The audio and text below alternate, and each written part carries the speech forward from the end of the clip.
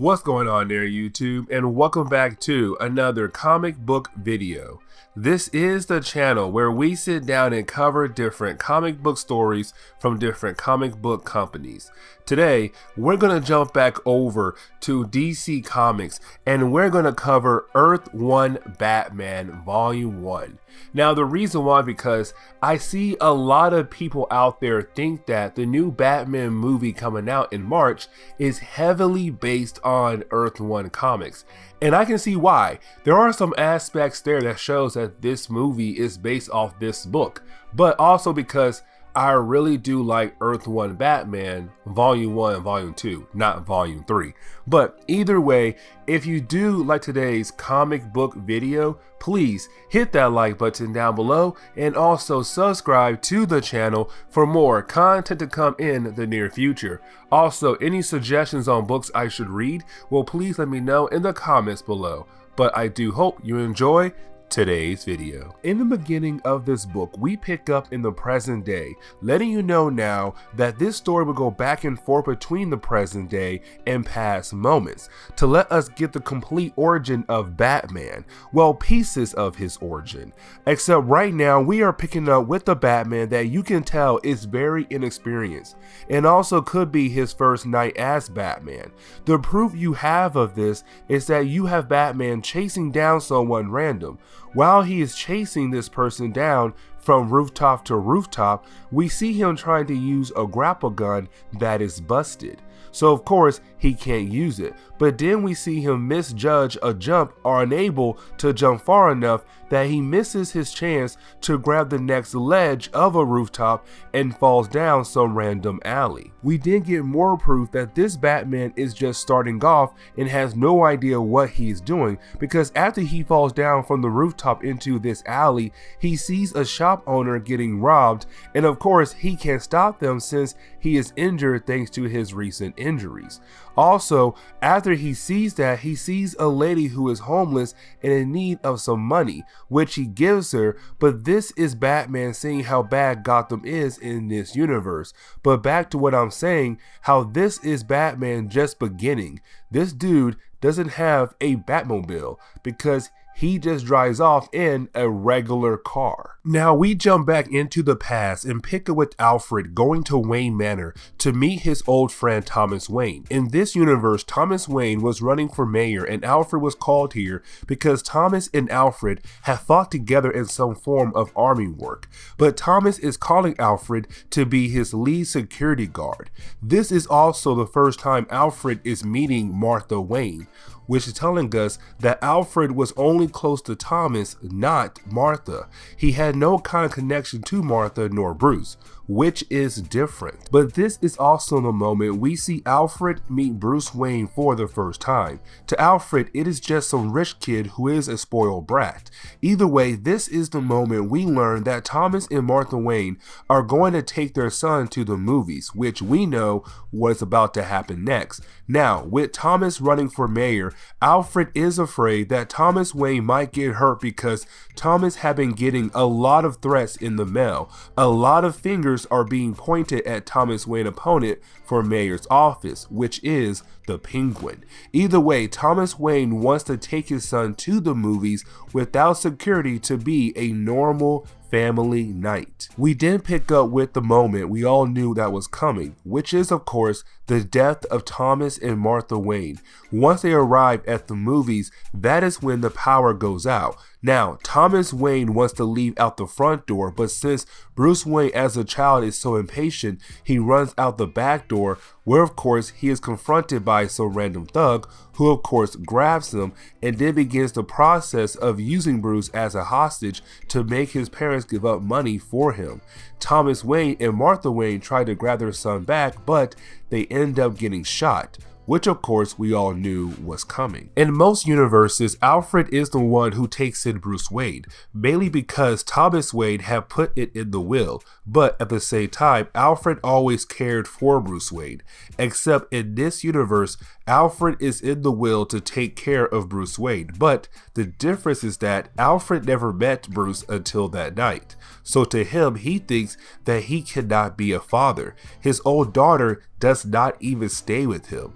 At the same time, when they say if he doesn't take Bruce Wayne in, Bruce will go into foster care, and that is something Alfred does not want to see happen. So after that, you have Bruce and Alfred have this sit down, and you can see how awkward it is between them, because now the two of them are gonna have to build some kind of father and son bond, which it is going to happen, but it is going to be a real tough one. Either way, Alfred is now the guardian for Bruce Wayne like usual. After all of those flashbacks, we did get one page to show us that Alfred knows that Bruce Wayne is thinking about becoming Batman, except in this universe, he really hates the idea of Bruce Wayne doing it, thinking that he is not ready to actually go out to save Gotham and solve the case of who murdered Thomas Wayne and Martha Wayne, but also doubting that he can actually accomplish the goal. We can finally leave Bruce Wayne alone and get the chance to focus on another character, and this time it is going to be Jim Gordon, who is just a regular detective on the police force. Nothing too serious, but we can tell he has a lot on his mind, and we will learn why as we go through the book. He is then confronted by Barbara Gordon, his daughter, who came by to give him some food. Jim Gordon freaks out because how dangerous Gotham is, that he does not want his daughter out late in the city like Gotham, so he rushed her out the door so she could finally get home safe. At the same time, Jim is being called into his captain's office to meet his new partner. Of course, his partner is Harvey Bullock. Here comes the big difference between the main DC Universe Harvey and this one. This Harvey was on a reality TV show where they follow a cop around to solve cases. He transferred to Gotham to do one thing, which is to solve a cold case. He doesn't tell Jim nor his captain what case it is, but we know that Harvey is here to solve the case of who killed the Waynes, which is going to play a big role for a later moment. We did have to jump back in the past again to learn what led to Bruce Wayne to decide that he should become Batman. One night, Bruce Wayne went outside to the grave of his parents. Once he had opened the door to their grave, we saw bats fly out, and that scared him and made him rush into a different part of the house that was holding some old things that used to belong to his parents, which let us flash back to the present day, where we see Alfred ask Bruce why he picked Batman, and Bruce responded because it showed him that everyone gets scared. Then another set of pages jump back to another moment in the past, where we see a young Bruce Wayne walking home from school with a girl named Jessica Dent, the sister to Harvey Dent, who usually becomes Two-Face. This is Jeff Johns telling us that Bruce knew the Dents his whole life, but he was close to Jessica, not to Harvey. We see this when Jessica and Bruce walk by Arkham Manor, the home of Martha Wayne that she grew up in with her family. Except in Gotham, the rumor was that every single member of the Arkham family was crazy. Harvey Dent tells us that when he says that Martha Wayne's mother killed her husband and then killed herself. Everyone before them were crazy as well, but Martha Wayne kind of showed that that is not completely true, since she was sane, not crazy. Back in the present day, we get to see that rough relationship between Alfred and Bruce Wayne.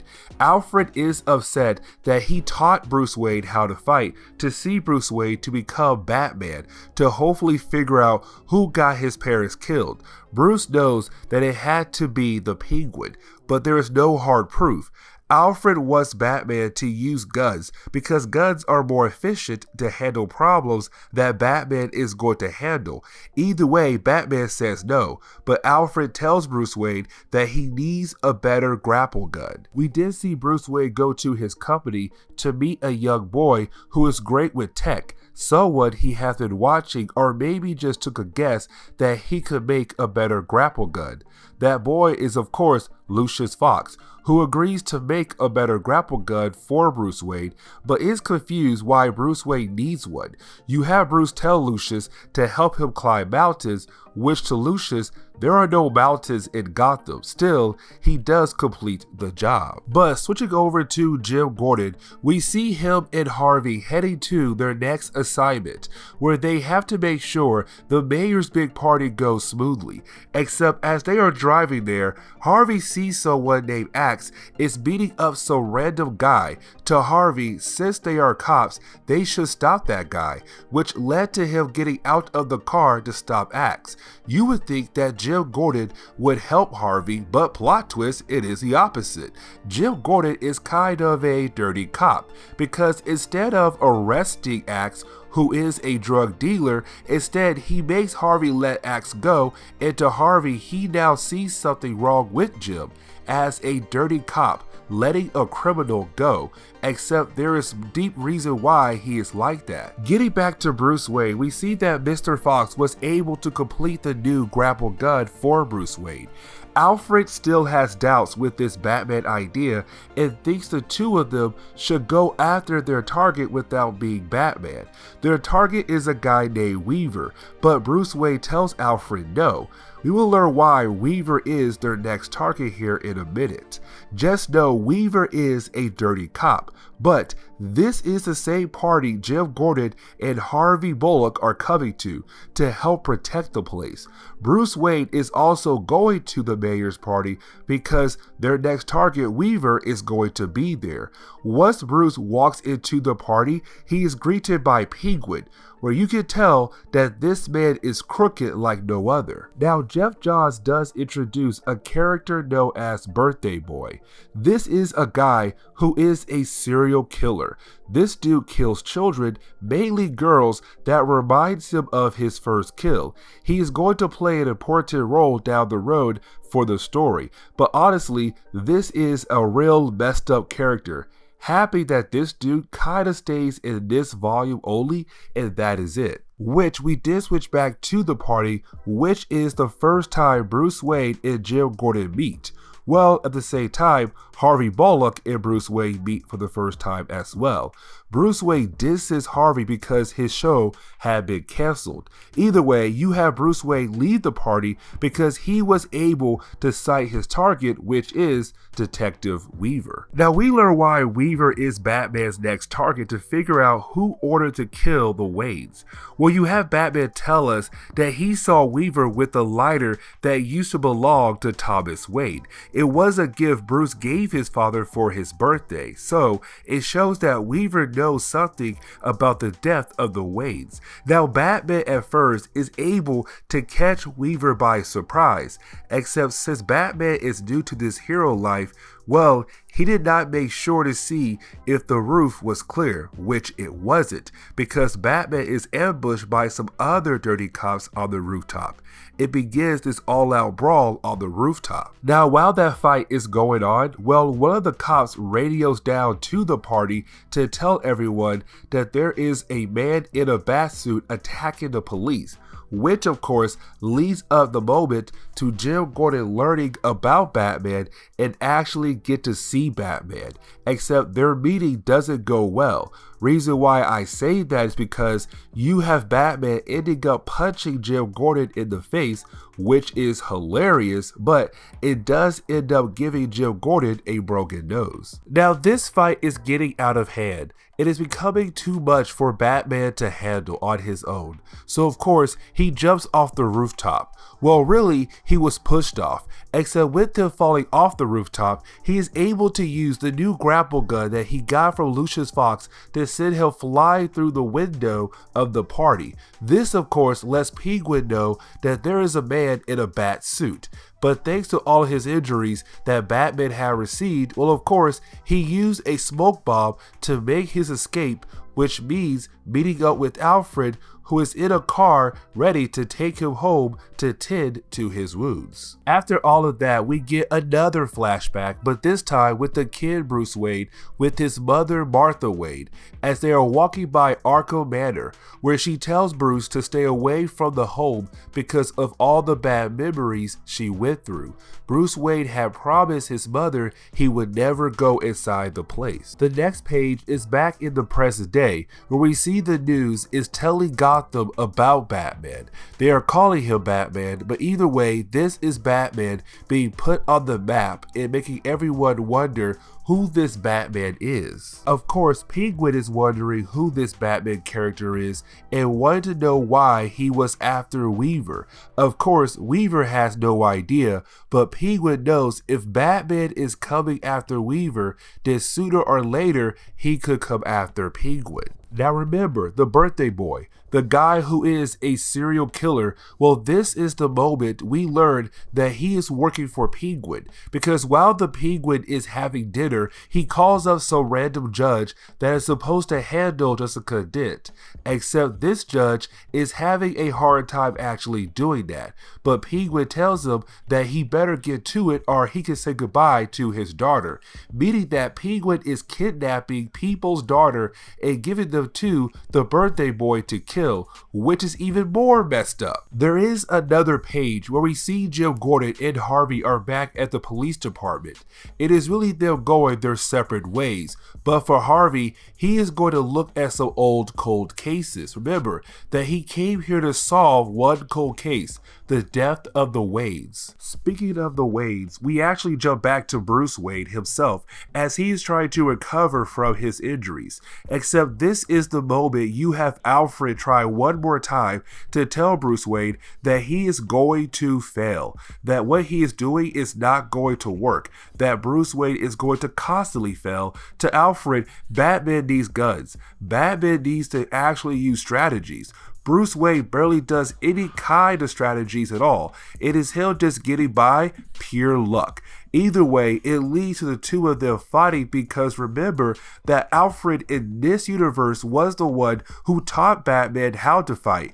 It is Alfred trying to make sure that all that training he gave to Bruce Wayne was not for nothing. He knows how to fight. And when Bruce is able to beat Alfred, it shows Alfred that maybe Bruce is ready. He just needs some more time to hone his skills to make him become a better Batman. Getting back to Harvey Bullock, well, we see him go to the room that is holding all of the cold cases, except he is only there for one case. Of course, that case is the death of the Waynes, except since Harvey Bullock is the new guy to the department, he can't access the cold cases just yet until his transfer is official.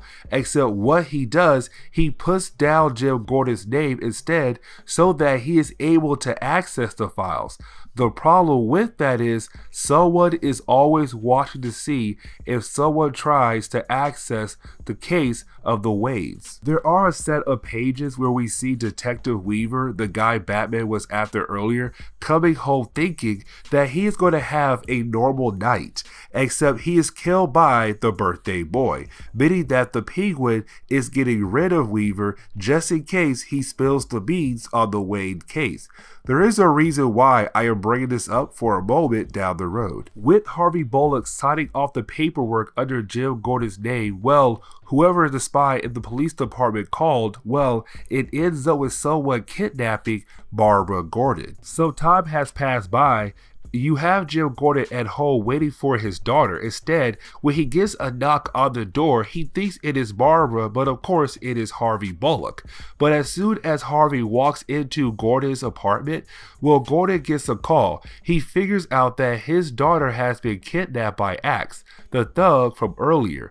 Jim realized that the only reason she got kidnapped is because Harvey Bullock put Jim's name down and the bad guys thought it was Jim. In reality, it wasn't Jim. But this is the moment Jim Gordon tells us why he lets bad guys do whatever they want in Gotham. Because when he tried to be a good cop, someone had killed his wife. So he is trying to let bad people do whatever to protect his daughter. Harvey suggests they'd go be as bad as the people of Gotham to find any information where Barbara is being held at, which honestly doesn't take long for the two of them to find Axe, who is hanging out in his usual spot, where they just hit him in the side of the head with a bat. Of course, they are going to keep beating him until they learn where Barbara Gordon is being held at. Also remember that Weaver was killed by the birthday boy. Well, Bruce Wayne goes to investigate the crime scene to see what had happened, because he wanted Weaver, hoping to get some kind of information from Weaver, except when he goes into the crime scene, he finds some rust. The only place that has this certain kind of rust is in Arkham Manor, the old home of Martha Wayne when she was growing up. Inside Arkham Manor, we see Barbara Gordon. Of course, we can already tell who has her, which is the birthday boy, who is going to kill her sooner or later if Batman or Jim Gordon doesn't come to save her. So this is us getting down to the last chapter of the story. Now, while Batman is breaking into the place, he begins to think about what his mother said. Arkham Manor is a horrible place, which of course that trend continues because now the birthday boy hides out in there. Either way, Batman has no choice but to walk in there and save the day. Except while Batman is walking through the place, outside, you have Jim Gordon and Harvey Bullock arrive as well to Arkham Manor. Except they do get split up because Jim Gordon rushes in to hurry to save his daughter. We also learn that Jim and Harvey know that the Penguin is the one running everything. He was the one who controls Birthday Boy, and the one who told his men to kidnap Barbara Gordon. But this leads up to the moment you have Jim Gordon find Batman, where the two of them are technically on bad terms still. With Batman being there, Jim Gordon thinks that Batman must be on the Penguin's payroll as well. But once the two of them realize that they are here for the same reason, that is when they know that Barbara is there because she yelled out for help. Harvey is inside too, but he is somewhere else. But this is the moment we get a bunch of pages that show us a bunch of fight scenes between Batman, Jim, and Harvey against Birthday Boy, all attempting to hopefully save Barbara. Now there is a moment where you have Birthday Boy be able to grab Harvey and throw him through the floor into the basement. This is the moment that cracks the mind of Harvey. The reason why is because when he lands into the basement, he finds a lot of dead bodies of children. This is the moment that shows Harvey how messed up Gotham is. This will be a lasting effect for Harvey in the future books. But getting back to the fight between Batman and Birthday Boy, well, the fight doesn't last that much longer because you have Batman use his cape to choke out the Birthday Boy to knock him out.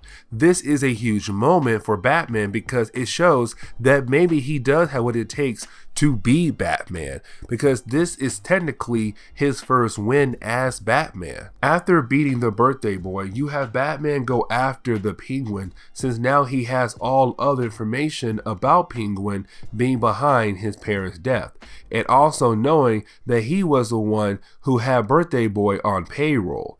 Now, when Batman goes to the office of Penguin, he goes in kind of overconfident, and beating him up will be easy at first. The problem is, again, he gets overconfident, which shows he is not on guard and gives Penguin the chance to stab him with an umbrella. Of course, Batman gets weak from his stab wounds and gets unmasked by Penguin. Then you have Penguin about to kill off Bruce Wayne to finally finish off what he did years ago, the death of the Waynes. Except you have Alfred come into the room with a shotgun locked and loaded and ready to use it against someone. That someone, of course, is the Penguin, which of course he does use that gun. Except after he uses the gun, well, you have Alfred throw the body out the window. Honestly, this is Alfred making a point that the corruption in Gotham is about to end. Once that is done, you have Alfred pick up Batman and help him out of the mayor's office, but this shows Alfred that Batman will still need help, but he is proud of Bruce for finally getting revenge for his parents' death. So for closure for this book, we see that the news reports about the capturing of the birthday boy. We see them quickly announce the corruption Penguin had and also his connections to the murder of the Waynes. Jessica Dent, the sister to Harvey Dent, will be the new mayor of Gotham. At the same time, with the incident with his daughter being kidnapped, Jim Gordon decides that it is time to stop living in fear and actually be a good cop. So he is trying to get rid of the corruption that is in Gotham's police department. We get a page where we see that with Barbara Gordon being saved by Batman, she's inspired to become maybe Batgirl in the Earth 1 comics world. She is drawing what she will look like as Batgirl. Then the last couple pages show us that Harvey Bullock is having a hard time dealing with the fact that he saw all of those dead bodies of children that the birthday boy had killed over time, which he is now falling into drinking to show that Gotham breaks people, even the most positive ones. And this is where we are going to end today's video. So please hit that like button down below and also subscribe to the channel for more content to come in the near future. Also, any suggestions on books I should read, well, please let me know in the comments below, because you never know, your suggestion could be a future video down the road. But I do hope you enjoyed today's video.